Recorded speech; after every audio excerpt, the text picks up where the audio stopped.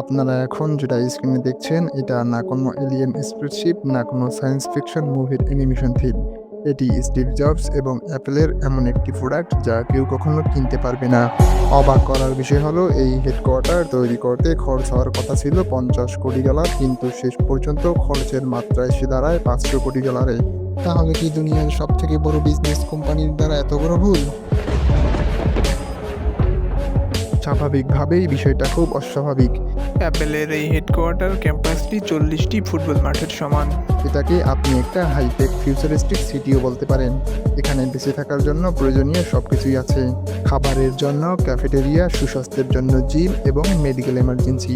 তবে সবচেয়ে বড় কথা হলো এই পুরো ভবনটি সরাসরি মাটির উপর দাঁড়িয়ে নেই, যার ফলে শক্তিশালী ভূমিকম্পেও এর কোনো ক্ষতি হবে না।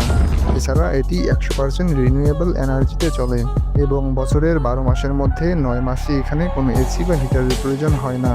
আজকের এই ভিডিওতে আমরা বিশ্বের সবচেয়ে দামি এই বিল্ডিংয়ের পর্দা উন্মোচন করতে যাচ্ছি। চলুন শুরু করা যাক। And we've come up with a design that puts 12,000 people in one building. এই প্রজেক্টটির পরিকল্পনা স্টিভ জবস 2011 সালে সিটি কাউন্সিলের সামনে পেশ করেছিলেন, কিন্তু এর শুরু হয়েছিল 2004 সাল থেকে। জবস এমন একটি অফিস বানাতে চেয়েছেন যেখানে ইনডোর এবং আউটডোর অর্থাৎ বিল্ডিং এবং প্রকৃতির মাঝখানের দেয়ালটা মুছে যাবে। তিনি চেয়েছিলেন অ্যাপেল প্রোডাক্টের মতো এই ক্যাম্পাসটিও যেন আগত প্রজন্মের জন্য অনুপ্রেরণা হয়ে থাকে। স্টিভ জবস তার জীবনের শেষ কয়েক বছরে এই ক্যাম্পাসের স্বপ্ন বুনেছিলেন এবং তিনি এর ভিত্তিপ্রস্তর স্থাপন করেন। তবে দুর্ভাগ্যবশত 2011 সালের অক্টোবরে টিম কুকের হাতে অ্যাপেলের দায়িত্ব সঁপে দিয়ে তিনি চলে যান এবং নিজের স্বপ্নের পূর্ণতা তিনি দেখে যেতে পারেননি। শুরুতেই এই প্রজেক্টের বাজেট ছিল $50 কোটি, কিন্তু 8 বছর পর যখন এটি তৈরি হলো তখন এর খরচ দাঁড়িয়েছে $500 কোটি। 2018 সালে অ্যাপেলের কাছে এত নগদ টাকা ছিল যে তারা বিশ্বের সব বিলিয়নারদের পেছনে ফেলে দিয়েছিল। অ্যাপেল অত্যন্ত গোপনে এই ক্যাম্পাসের জন্য জমি কেনা শুরু করেছিল যাতে জমির দাম না বাড়ে। তারপরও 175 একর জমি কিনতে তাদের $160 মিলিয়ন খরচ করতে হয়েছে। 2013 সালে নির্মাণের অনুমতি পাওয়ার পর এই প্রজেক্টের দায়িত্ব দেওয়া হয় এই বিখ্যাত আর্কিটেক্ট নরমান ফস্টারকে। তিনি বিশ্বজুড়ে অনেক অকল্পনীয় স্থাপত্য তৈরি করেছেন। 2017 সালে যখন এটি উন্মুক্ত করা হয় তখন সারা বিশ্বে শুধুমাত্র অ্যাপেল পার্কেরই গুণগান চলছিল। এই বিল্ডিংকে অনেকেই স্প্রেডশিট বা রিং নামে ডাকেন। এটি একটি 4 তলা বৃত্তাকার বিল্ডিং যার আয়তন 2.8 মিলিয়ন স্কয়ার ফিট। এখানে একসঙ্গে 12,000-এরও বেশি কর্মী কাজ করতে পারেন। ভবনটির বিশেষত্ব হলো এর বিশাল গ্লাস প্যানেল। এতে 3000টি বাঁকানো গ্লাস প্যানেল ব্যবহার করা হয়েছে, যা বিশ্বের বৃহত্তম কাচের প্যানেলগুলোর একটি। এছাড়াও বিল্ডিং এর ভেতরে ও বাইরে হাঁটার জায়গা রাখা হয়েছে যাতে কর্মীরা কাজ করার সময় প্রকৃতির সৌন্দর্য উপভোগ করতে পারেন। ক্যাম্পাসের মূল ভবনের বাইরেও গবেষণার জন্য 3 লাখ স্কয়ার ফিটের দুটি বিশাল ভবন রয়েছে। কর্মীদের ফিটনেসের জন্য আছে 1 লাখ স্কয়ার ফিটের একটি ওয়েলনেস সেন্টার, যেখানে যোগব্যায়াম থেকে শুরু করে লেটেস্ট জিম সরঞ্জাম সব রয়েছে। এছাড়াও ভিজিটর সেন্টার এবং আন্ডারগ্রাউন্ড পার্কিংয়ের ব্যবস্থাও রয়েছে। ভিডিওর শুরুতে বলা হয়েছিল যে এই বিল্ডিং মাটির উপরে দাঁড়িয়ে নেই। আসলে এটি বেইজ আইসোলেশন প্রযুক্তিতে তৈরি। পুরো বিল্ডিংটি 692টি বিশাল স্টিলের প্লেটের ওপর বসানো হয়েছে। এটি এমনভাবে কাজ করে যে ভূমিকম্পের সময় মাটি কাঁপলেও বিল্ডিংটি তার জায়গায় স্থির থাকে এবং যে কোনো দিকে প্রায় 4 ফিট পর্যন্ত নাড়াচাড়া করতে পারে। এটি 8 মাত্রার ভূমিকম্প অনায়াসে সহ্য করতে সক্ষম।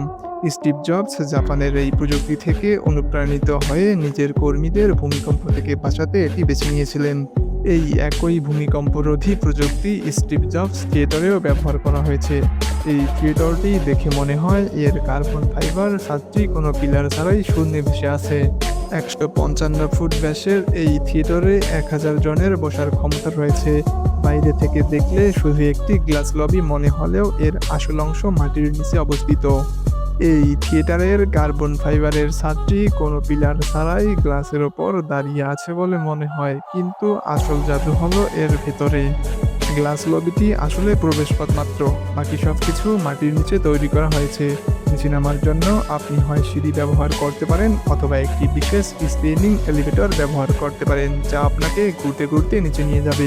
স্টিভ জবস থিয়েটারের ভেতর 1000 মানুষ বসার ক্ষমতা রয়েছে। এখানকার প্রতিটি লেদার চেয়ারের দাম প্রায় $14,000। অ্যাপেল পার্কের প্রতিটি ছোট ছোট জিনিস, যেমন দরজার হাতল থেকে শুরু করে কাচের দেয়াল, এমনকি পিৎজা বক্স পর্যন্ত বিশেষভাবে কাস্টমাইজ করে তৈরি করা হয়েছে। অ্যাপেল পার্ক নামের সার্থকতা এর বিশাল সবুজের মাঝে পুরো ক্যাম্পাসের 80% এলাকায় গাছপালায় ঘেরা। এখানে প্রায় 9000টি গাছ লাগানো হয়েছে, যার মধ্যে অলিভ, চেরি, পাম এবং অ্যাপ্রিকট গাছ অন্যতম। এই গাছগুলোকে পানি দেওয়ার জন্য একটি বিশেষ রিসাইক্লিং সিস্টেম ব্যবহার করা হয়। স্টিভ জবস চেয়েছিলেন তার কর্মীরা যেন কাজের চাপে প্রকৃতির ছোঁয়া পায় এবং পরিবেশের গুরুত্ব বুঝতে পারে। এছাড়াও পুরো ক্যাম্পাসটি 100% রিনিউয়েবল এনার্জি বা নবায়নযোগ্য শক্তিতে চলে। এর ছাদের ওপর বসানো বিশাল সোলার প্যানেল 17 মেগাওয়াট বিদ্যুৎ উৎপন্ন করে, যা পুরো ক্যাম্পাসের বিদ্যুতের চাহিদা মেটাতে সক্ষম। এই বিল্ডিংয়ের আরও একটি বড় বৈশিষ্ট্য হলো এর ন্যাচারাল ভেন্টিলেশন সিস্টেম। বিল্ডিংয়ের বাইরের ছোট ছোট ছাদ এমনভাবে ডিজাইন করা হয়েছে যাতে বাইরের বাতাস ভেতরে আসতে পারে এবং ভেতরের বাতাস বাইরে যেতে পারে। তাই মজা করে বলা যায় যে এই বিল্ডিংটি মানুষের মতোই শ্বাস নেয়। এর ফলে বছরের 9 মাসে এখানে কোনো এসি বা হিটারের প্রয়োজন হয় না। আগেই বলেছি, এই বিল্ডিংয়ের ভেন্টিলেশন সিস্টেম এতটাই উন্নত যে প্রাকৃতিকভাবে শ্বাস নেয়। এর ফলে বছরের 9 মাস এখানে এসি বা হিটারের প্রয়োজন হয় না। এখন চলুন দেখি এখানকার ভেতরের কিছু অকল্পনীয় সুবিধা। অ্যাপেল ক্যাম্পাসের মূল রিং বিল্ডিংয়ের ভেতরে রয়েছে এক বিশাল ক্যাফেটেরিয়া। এটি এত বড় যে একসাথে 4000 কর্মী বসে খাবার উপভোগ করতে পারেন। বিশাল গ্লাসের দেয়ালের কারণে কর্মীরা খাবার সময় বাইরের প্রকৃতির সৌন্দর্য সরাসরি উপভোগ করতে পারেন। কর্মীদের যাতায়াত এবং ফিটনেসের জন্য এখানে 3.2 কিলোমিটার লম্বা হাঁটার এবং দৌড়ানোর পথ রয়েছে। যদি কোনো কর্মী হাঁটতে না চান তবে তাদের জন্য 1000টি বিশেষ বাইসাইকেল রাখা আছে, যা দিয়ে তারা পুরো ক্যাম্পাস ঘুরতে পারেন। ক্যাম্পাসের সৌন্দর্য বজায় রাখতে পার্কিংয়ের জায়গাটি মাটির নিচে রাখা হয়েছে। এখানে একসাথে 14,200টি গাড়ি পার্ক করার ব্যবস্থা রয়েছে। এছাড়াও কর্মীদের জন্য 2 তলা বিশিষ্ট ইয়োগা সেন্টার এবং 1 লক্ষ স্কোয়ার ফিটের একটি বিশাল ফিটনেস সেন্টার রয়েছে। ক্যাম্পাসের ঠিক মাঝখানে একটি রংধনুর মতো স্টেজ রয়েছে, যা অ্যাপেলের পুরনো লোগোর রঙের আদলে তৈরি। এটি বিভিন্ন কনফারেন্স বা ইভেন্টের জন্য ব্যবহৃত হয়েছে। এছাড়াও এখানে গ্লেনডিন বার্ন্ট নামক একটি পুরনো বাড়ি রয়েছে, যা 1916 সালে তৈরি। ঐতিহাসিক কারণে অ্যাপেল এটি ভেঙে না ফেলে রক্ষণাবেক্ষণ করে চলেছে। ক্যাম্পাসের বাইরে একটি ভিজিটর সেন্টার রয়েছে, যেখানে সাধারণ মানুষ প্রবেশ করতে পারেন। এখানে একটি অ্যাপেল স্টোর রয়েছে। 10,000 স্কোয়ার ফিটের একটি এলাকা রয়েছে। এখানে আইপ্যাডের মাধ্যমে পুরো ক্যাম্পাসের ডিজিটাল ভিউ দেখা যায়। অ্যাপেল পার্ক আসলে কোনো সাধারণ অফিস নয়, এটি একটি আস্ত শহর।